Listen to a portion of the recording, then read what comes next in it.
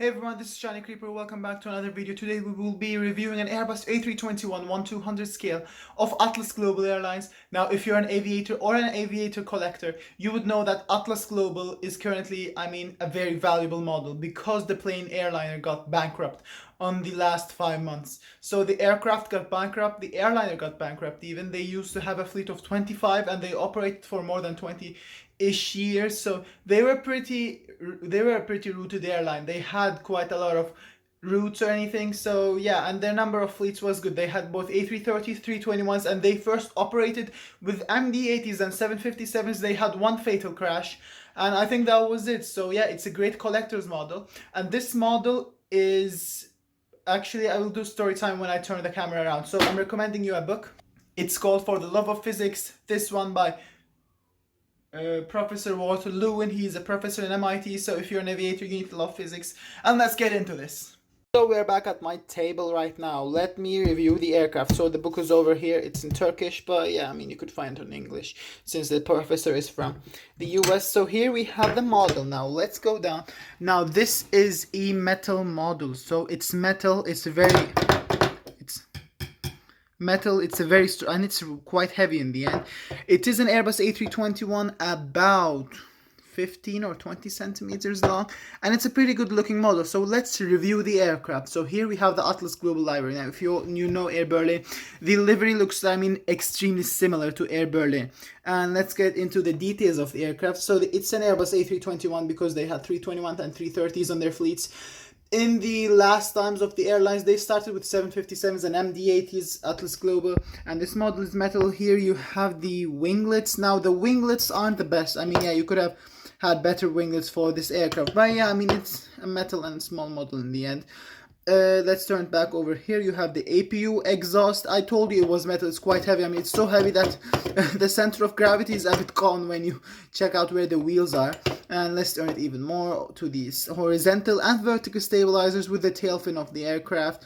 Here I kind of broke this part of the aircraft, but oh well. Here you have the baggage doors, the baggage claim doors for the cargo load below the cabin. You have the tail of the aircraft. It looks like the aircraft has a wing flex on the stabilizer. That's a bit odd. Anyways, here you have the aircraft. It's an Airbus A321, and you have the Turkish flag over there, like Turkish Airlines, Pegasus, Anadolu Jet, and the other Turkish airliners I unboxed on the previous videos. Here you have the Atlas Global text. It was actually called Atlas Jet when the airliner actually got out, and it was first released with their first flights, Atlas Jet, and then it turned on to Atlas Global. They refurbished their company or marketing strategy. They were going pretty well. They had quite a lot of routes to Europe, especially from Turkey. Here you have the front main cargo door. You have the emergency exits. Now let me give you a bit of a tip. If you are a new aviator and you want to spot the differences between an A320, a 321, and an A390, okay, this is the difference. You have 4 big exit doors on an Airbus A321. But when it's an Airbus, it's an A320, you have one big door at the back, one big door in the front, and 2 overwing exits over here, like on the Sully movie. And the A319 has 1 overwing exit, and the A318 is shorter. That's just a little detail I gave to you. Let's get the stand over here. The plane model is pretty good. Let me get this one. Now, this is a 1/200 737. It's not exactly... Oh, sorry, this is 1/400. I guess. I'm not really sure. It's about 1/200, 400. It's a bit odd. Anyways. Here we have it beside the 737 of Corendon. Now, if you watched my previous videos, you would know that I like when aircrafts have their registrations, just like the Corendon over there. Because I like searching them up. That's DCDJK. And let's get the stand. Now, the stand is pretty, it's a pretty normal stand. It's nothing special.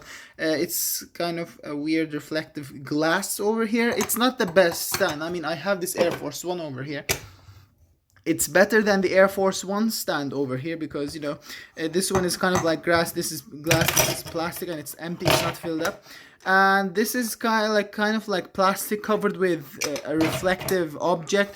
This is directly colored and painted over it. So yeah, the 747 of Air Force One is over there. So I just wanted to compare. This is, I guess, a 1/400 scale, 747 or 1/500 even. Here, the A321. Let's put it on its stand. Let's look at the back side, the bottom of the aircraft. So actually, First, Emirates released the livery that you write your airliner's text below on the fuselage, and then Turkish Airlines, Etihad, Lufthansa, I don't know if Lufthansa has that, but I mean many airlines copy them afterwards. So in the end you have the text over here, you have the numbers carved out saying A321, you have the landing gears. I like when models have landing gears. The center of gravity of this aircraft is pretty odd, as I said before. And turning the aircraft to the other side, you have this hole where you punch the aircraft onto the stand.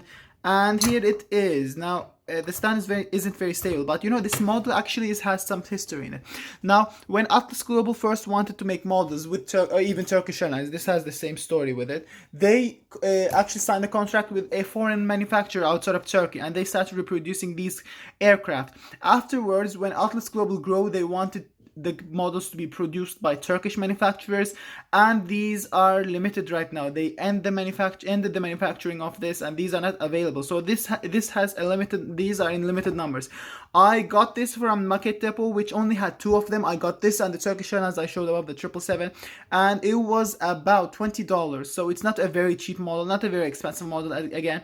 So yeah, that's, I mean, currently the entire history of the aircraft and kind of like the airline, a brief history. So everyone, I hope you enjoyed this video. Let me turn the camera.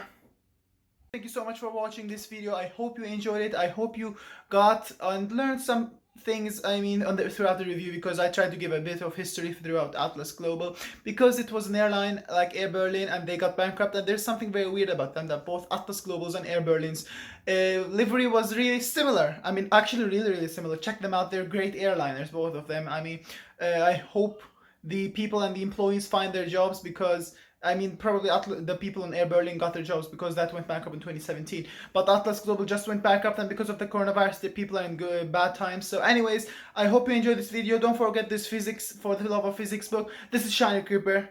Have a great day.